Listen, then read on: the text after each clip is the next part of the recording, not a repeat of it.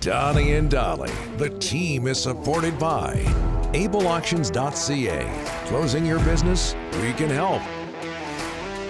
First of all, Jay, it's a city that we hear about all the time, capital of California. What is life like in Sacramento, California? It's pretty neat. It's a very passionate fan base for the basketball team, the only real major sports team in the city. So they love their sports. They've always been. Even when I was on other teams and we would visit here, I was always impressed with the crowds and the city. But it's a lot of people say the best thing about Sacramento is that it's 45 minutes to Napa and an hour and a half to Lake Tahoe. So it's kind of in the middle there. But I really enjoy the city, and the fan base here has been fantastic. So the Kings make the playoffs for the first time since '06, a number 3 seed in the West, but you lose in 7 to Golden State, first round of the playoffs. Jay, how would you describe your team season? Well, I think, we surprised a lot of people. I think, Vegas had us at like 34 wins, and we end up, surpassing that in a big way. We changed the dynamic of who the Sacramento Kings were, finished third in the West, but then we get matched up with the Warriors, who missed, different guys for large parts of the season. We were pretty healthy, so our record was indicative of that. We're disappointed still. We thought we could. We thought we could beat the Warriors. We were an open shot away from going up 3-1 and coming home in the playoffs. And then Steph played great in Game 7. We forced a Game 7, and then Steph was unstoppable in that game. So. We wanted to be the one to break that dynasty. They're the darlings of California right now, and Sacramento's been a team that's hasn't really challenged lately. So we were hoping we would be the ones to break that dynasty. So it still stings a little bit, but when we sit back and look at it, for a team that wasn't even supposed to make the play-in tournament, we hosted in the playoffs and had a pretty good year. De'Aaron Fox, point guard out of Kentucky, and great playoffs. Would you agree, Jay, that it seems like he's an emerging superstar? I agree with that. Yeah, I think we've always known Fox to be a real dynamic player, but I think the biggest thing, looking from the outside in, was he going to be consistent enough over 82 games? And his history showed that he wasn't. That changed this year, and I think Mike Brown did a great job of finding ways to keep him motivated throughout the year. And Foxy just had an outstanding year, and we saw his best basketball actually in the playoffs. So when it came time to perform all year, Fox was unbelievable for us, and the head of our offense, and our offense was number one in the NBA. He was the lead because of the pace that we played and how we played out of the post with Sabonis, and that 1-2 combination earned them both All-Star nominations. So that was big for us. Jay, 22 Canadians on opening night rosters in the NBA this season. How happy does that make you? That's great. It's unbelievable. It's I think the product that Canada has produced is just getting better all the time.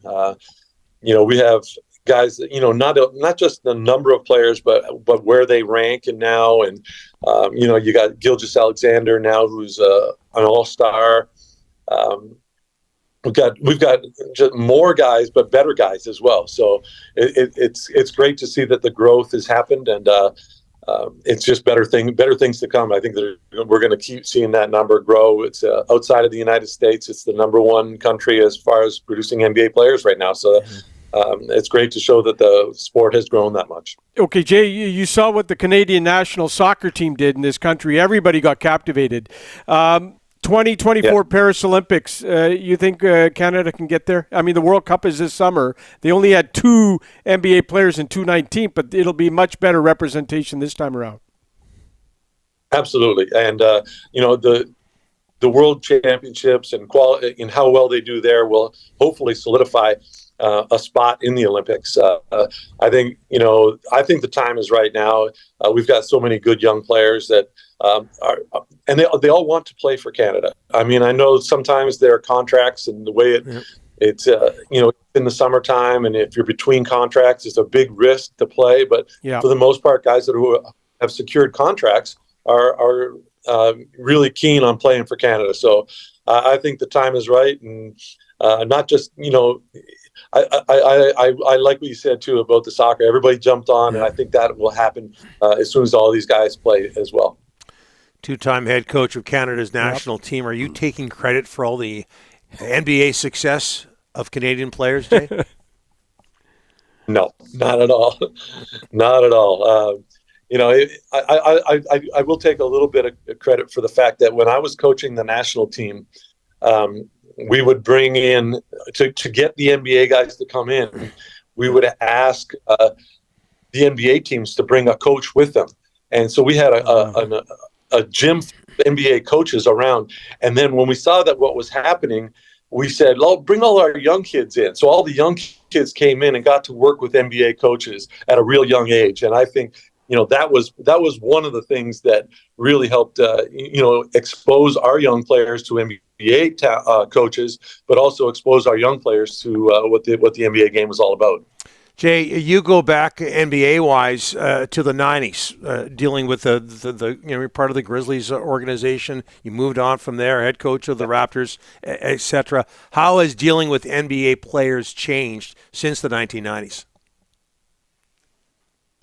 I think the one thing that's allowed me to be in this business for 27 years now is just you adapt with the players. I don't know.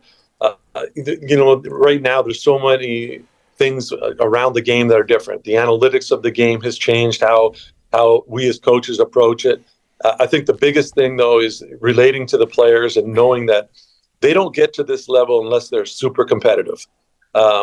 And you have to show them that you're going to help them be even better because they're competing among each other for salaries and contracts and wanting to be good in games. And we're doing the same. If you can't relate to a player that way, but that's the one thing that's always, and I think right now the biggest thing is that, I think guys when I first started would take the summer off and maybe train a little bit, get ready in August. Right now it's a full-time thing. We lost 2 weeks ago and we've got guys in the gym right now already, lifting and working on a new aspect of their game that they want to get better at. And again, that goes back to what I was talking about, compete. They want to compete. They know what the market is. It's a generous market, but they have to be the best in order to get paid. Yeah, all business. Hey, Jay, our friend Kat Jamie has done a documentary on the Grizzlies' time in Vancouver. I don't know if you've seen it, but what goes through your mind when you think of the 6 NBA seasons the Grizzlies spent in Vancouver, which you were a part of? Yeah, no, I have not seen it yet, but I did talk to her a little bit before it came out. And, I think people, there's the old folk around the NBA that still look back and say it's the worst trade in the history of the NBA was Memphis for Vancouver. People who got to go to Vancouver loved it. I was able to build relationships there. Even, a guy like Mike Bibby, who played for the Grizzlies, was also a guy that lived near me when I was coaching in Phoenix. Now I'm at his old stomping grounds where he was a Sacramento King. So it was great to build relationships. Obviously, it was great for me from a personal standpoint because it got me involved in the NBA game, and I've been able to hang on for quite a while because of that. But I love having basketball in Canada. I loved having it in Vancouver, where obviously I was a player at Simon Fraser University. I moved from Simon Fraser to go. Yeah. Okay, so it was just it was just great. It kind of brought the whole basketball community together, and I still think it's a pretty strong basketball community there. And it's unfortunate we don't have a team. Well, Jay, you brought up SFU, and how disheartening to learn that the football program was shut down. Yeah, I was very disappointed. I posted something on it. A bunch of my friends, and when I was at Simon Fraser, I kind of hung out more with the football players than anybody else, and those were my guys. And the guys that preceded, my friends, like Lyle Wasniewski and Louie and all those guys. Those guys I looked up. They helped shape who I became as an athlete, and I give them a lot of credit for instilling a passion for the game and a passion for sport in general. And it's just a shame that this has happened, and I feel for the athletes that are there right now, and I feel for all the alumni too that are going through, going through this and trying to maybe get it reinstated. And I sure hope that happens. Well, thanks for the. You look great, by the way. Are you going to suit up for the Kings next year? Is there any thought of that? No, but I'll tell you what. That's another thing. Personally, just being on the court every day just helps me. Just keeps me young. I stay in shape, and otherwise I'd be sitting around doing something else, doing something stupid, and I get to do what I love. So it's kind of still fun. Great catching up with you. Thanks so much, Jay. All the best. I appreciate it, guys. Thank you.